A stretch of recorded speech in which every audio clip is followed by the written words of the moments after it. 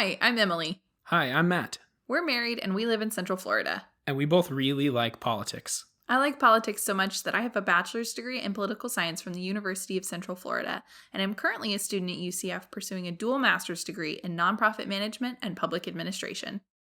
I graduated from the University of Central Florida with a degree in computer science. And through my career as a software engineer, I've experienced firsthand how technology can help people participate in politics and make their voices heard. We started dating in November of 2016, so we've had a lot of politics to talk about from the beginning.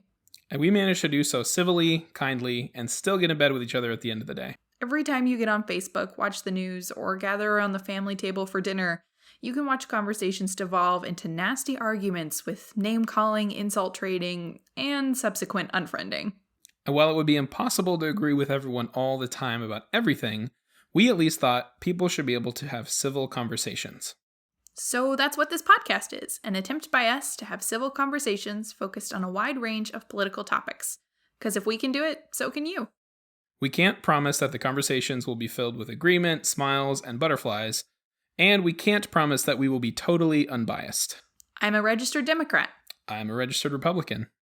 But we can promise you that we will be on our best behavior, be respectful of one another, and share our conversations with you. One more legal disclosure before we get started. This podcast represents our own thoughts and does not reflect in any way the views or stances of our employers, affiliated educational institutions, or any other organization we are a part of. Now on to today's topic, the 2020 presidential debates. This episode will be the start of a 3-part mini-series on presidential debates. In this first episode, we will explore the history of presidential debates, who runs them, how a candidate gets on the debate stage, and why one of the 3 scheduled debates preceding this year's presidential election was canceled. In the next episode, we'll unpack what was said by the candidates at the first 2020 presidential debate, do some fact-checking and explaining, and then we'll do the same thing for the vice presidential debate in the episode after that. So, we've got 3 episodes worth of debate content headed your way. Hopefully, it will be useful and help you navigate through the confusing maze that is politics in 2020. Let's dive right in and get started understanding how presidential debates work. Emily, who actually puts on these debates? Yeah, so most people don't know, which is sad. It's a little bit of a hidden gem. But the Commission on Presidential Debates hosts and regulates these debates and all that goes on in them. And they were established only in 1987. So really not that long ago. Wow, that's very recent. I know. For something that's such a staple, I feel like, in the American electoral process. It's really kind of a recent thing. And they have sponsored all of the presidential debates since 1988, going all the way up to 2016, and of course now 2020. The Commission on Presidential Debates is a nonpartisan nonprofit, and they're led by a voluntary board. Initially, when they were founded, the chair of this board were the respective chairs of the Republican National Committee and the Democratic National Committee. But since then, no officers of major parties have participated in that way. Yeah, and it looks like the current members of the board is a good mix of people across the spectrum. So you have former senators, former founders of nonprofits, executives from different businesses, university presidents, news anchors, all kinds of different leadership. So the current board consists of different chairs, and those chairs right now are Frank Fahrenkopf, former RNC chair, Dorothy Ridings, chair of the League of Women Voters, and Kenneth Wallach, a past president of the National Democratic Institute. So that's kind of the current leadership, but I definitely wanted to make sure that we covered a little bit of the history. And most, I won't say infamously, because I guess it was good for Kennedy, but most people probably know about, and what you were probably taught in your history lesson, was the very first presidential debate that was televised, which was the Kennedy-Nixon debate in 1960. Yeah. And it was infamous in the way that before then they were maybe debates were relayed via radio, or maybe people saw them in person and read about them in the newspaper. But that was the first televised debate, and unfortunately for Nixon, he did not look good. He was kind of sweaty and kind of nervous and had this 5 o'clock shadow, whereas Kennedy was this picture of like young, picturesque health, kind of what you think of when you think of Kennedy. And so for the first time, voters were able to see that, and it really impacted people's perception of the debate and the performance. And if you talk to voters afterwards who had just listened to the debate, they thought Nixon won the whole thing, like a grand slam, but people who watched the debate said that Kennedy took it home. So it really was kind of the first foray into how televised debates can impact voter perception. Mm-hmm. And then following that, there were no such debates between presidential candidates in 64, 68, and 1972. This was very surprising to me. Like, I can't believe that something that was so influential was just dropped. And I wonder if it's because the candidates afterwards saw like how Nixon just like got dealt a bum deal and just said like, Nixon. oh, I don't want anything to do with that. But yeah, that was very surprising to me that there was a very big gap between this Nixon-Kennedy televised debate and then the next debate that was actually televised to the American public. And yeah, even when they started having debates again, the next time they started up was in 76, and they ran all the way through 84, but they were kind of like hasty last-minute things that were put together between, the campaigns and the candidates agreeing to rules, and nobody really knew if they were going to be around for any amount of certainty. Yeah, not a lot of formal organization there. Yeah, so in any given election, it wasn't really sure if voters were going to be able to really see and kind of get to know their candidates for president.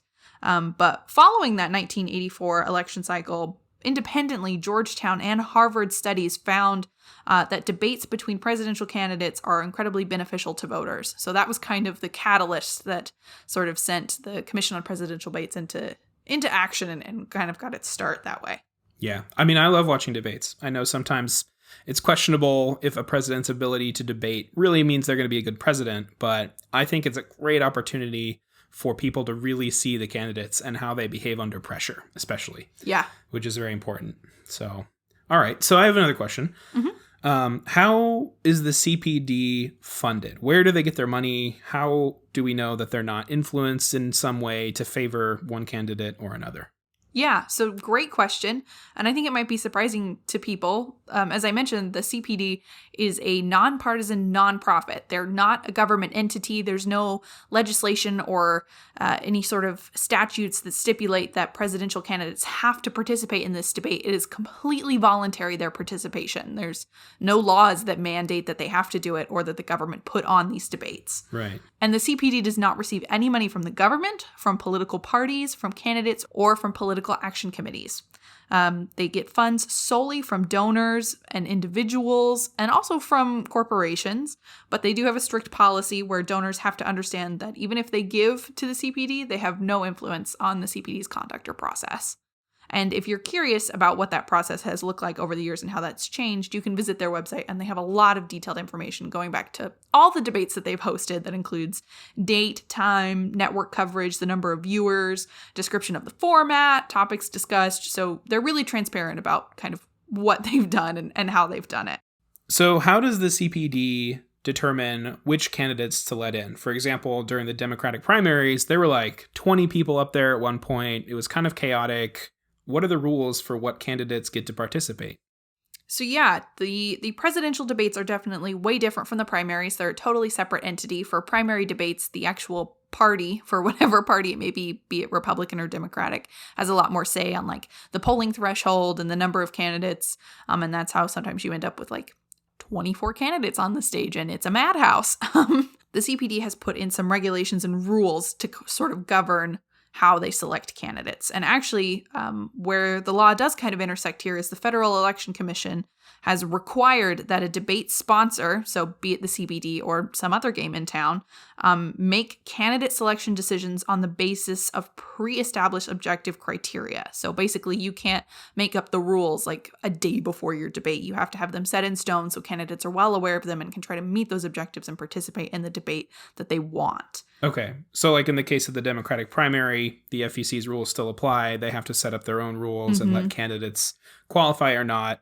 But in the case of presidential debates, the CPD makes those rules, whereas in the Democratic primary, the Democratic Party makes those rules. So they're two totally separate debates. Yeah, totally separate entities. Okay, that makes sense. And for the CPD, they've got a couple rules. For starters, rule number 1, a candidate has to be constitutionally eligible to hold the office of President of the United States. Oh, that's a good rule. Yeah, that'll eliminate you right off the bat. The second rule is that a candidate has to appear on a sufficient number of state ballots to have a mathematical chance of winning a majority vote in the Electoral College. So, Kanye, sorry. Ooh. Not going to happen, Kanye. But he is on the ballot. He is on the ballot in a Some few ballots. states, but not enough states to win. So that's another kicker. Interesting. So sorry, Kanye. And this third rule is where things get a little sticky for some people.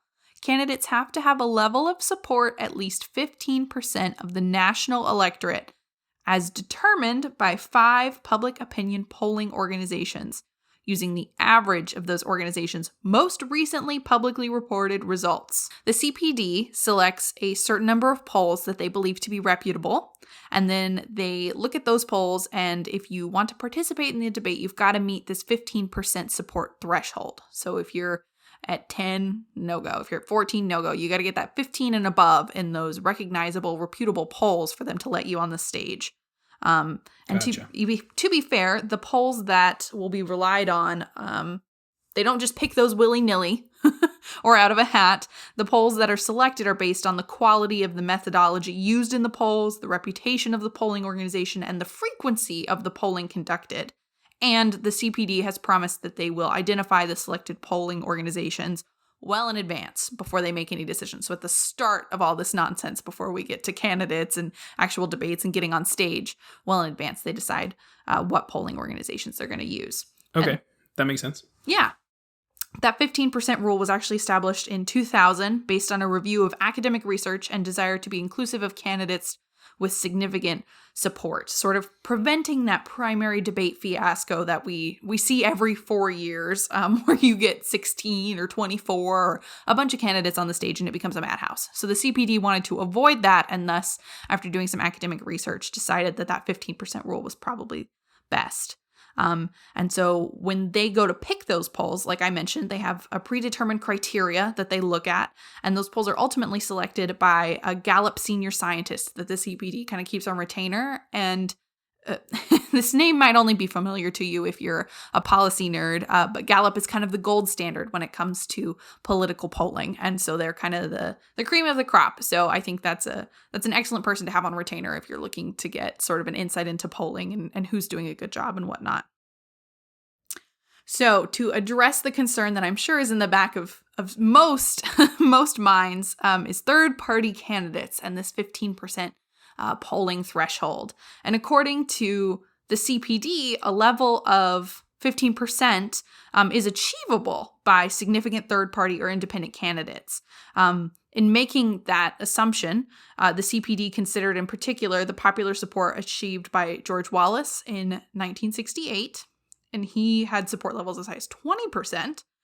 John Anderson in 1980, Ross Perot in 92, he had some polls that were close to 40%. Wow. So it is possible, if there's a third party or independent candidate, they can reach those levels of support needed, and they can get themselves a ticket to the debate. Interesting. I didn't know that about the percentage limit for third-party candidates. So it is possible for other candidates to make it into the presidential debate. It's not necessarily just the Democratic Party gets to pick one and the Republican Party gets to pick one. It's based on these polls.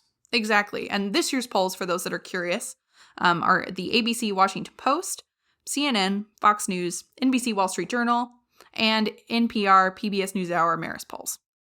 So I will definitely make sure to list those in the show notes, and also have a link to the CBD's website so you can learn more about that. And just in case you're thinking, well, this is all fine and dandy that CBD has done all this academic research and decided all these things based on historical data and trends, don't worry. The FEC has also weighed in, and so has the judicial system, and found that 15% threshold complies with federal election law. So Great. they're in the clear. They're in the clear. Okay, so we know how they pick people who are going to participate in the debate as debaters. How do they pick moderators? Yeah, how did Chris Wallace get that Poor guy. lucky front seat?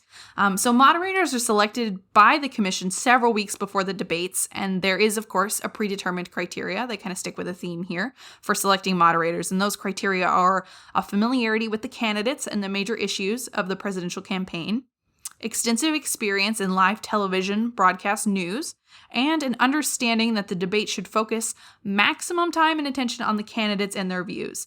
The moderators alone are charged with selecting the questions to be asked during the debate, and those questions are not made known to CPD or the candidates. So it is a hefty job, it's a big responsibility, and those decisions aren't made lightly.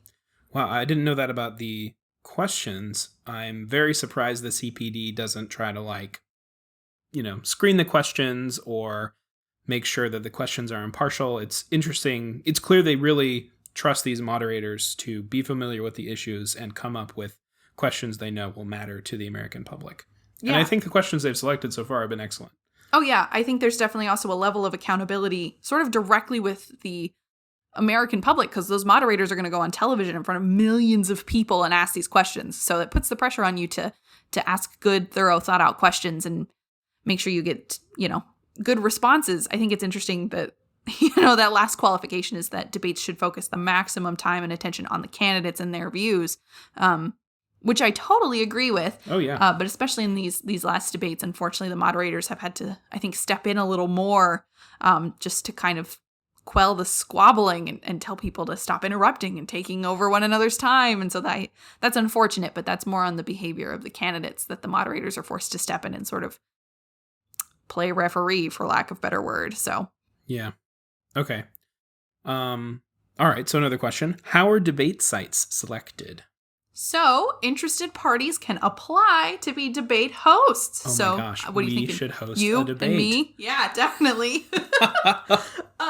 Probably not, though. Just historically, over the years, the CPD has held all but 3 of its debate on college campuses. So okay. But they do this primarily to allow students to participate in the production process and That's great. Get involved with election-related projects, which is fantastic because that kind of college-age demographic is usually the first time that people get to vote. So I think it's really cool that students kind of get the chance to participate. So we probably won't host a debate in our living room, but that'll be okay.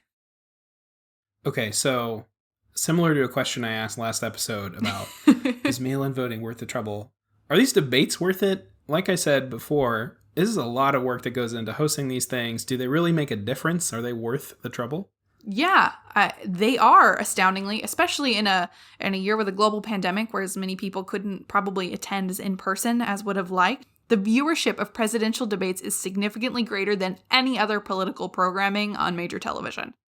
From 1988 to 2016, the CPD's debates have attracted audiences between approximately 35 million and 100 million viewers, excluding viewership after the live broadcast. So those numbers are just people that watch while it's happening. That's not the people who go and watch snippets on YouTube or recaps or highlight reels. So for context, that's, between a third and a fourth of the entire population of the United States. Yeah, it's bonkers. In 2016 alone, 6 in 10 voters said that the presidential debates were very or somewhat helpful in deciding which candidate to vote for. And exit poll data for many years has shown that voters cite the debates more than any other single factor in considering how to cast their ballots. So they're really important, and a lot of people rely on them, and they're a great way to get information. Well, usually when the candidates aren't arguing. they're usually a great way to get information and get to know the candidates. Oh, yeah. I think they're great. I love watching presidential debates. So what the heck's going on with the debates this year? We had a first one. The second one got canceled. What happened there?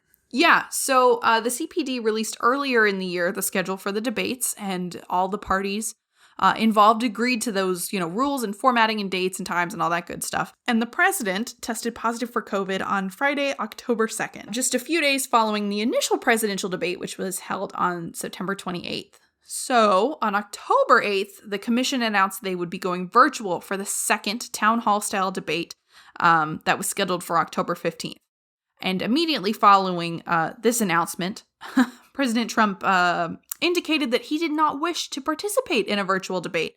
And the Trump and Biden campaign kind of went back and forth about rescheduling or postponing or changing the format before both candidates decided not to attend and kind of to go another route. So the commission formally canceled that debate, and now we are all looking forward to what would have been the third, but will now be the second and final debate slated for October 22nd. That is scheduled to go on as was originally intended and in person. So, all right. I'm looking forward to it. Yeah, me too. Now that we've covered the history and processes surrounding presidential debates, you can really appreciate our next episode. That's right. In our next episode, we will be fact-checking and analyzing what the heck happened at the first presidential debate. As many of you know, that debate was passionate and heated, to say the least. So we're going to try and unpack what the candidates said, add some context to their statements, and try to make sense of everything. Thanks so much for listening. As always, please reference our show notes for the sources of all of the information that was shared in today's podcast. You can access the show notes at our website, and you can get to our website by clicking the link in the description of this episode wherever you're listening. Thank you very much for listening. Bye-bye for now. Bye.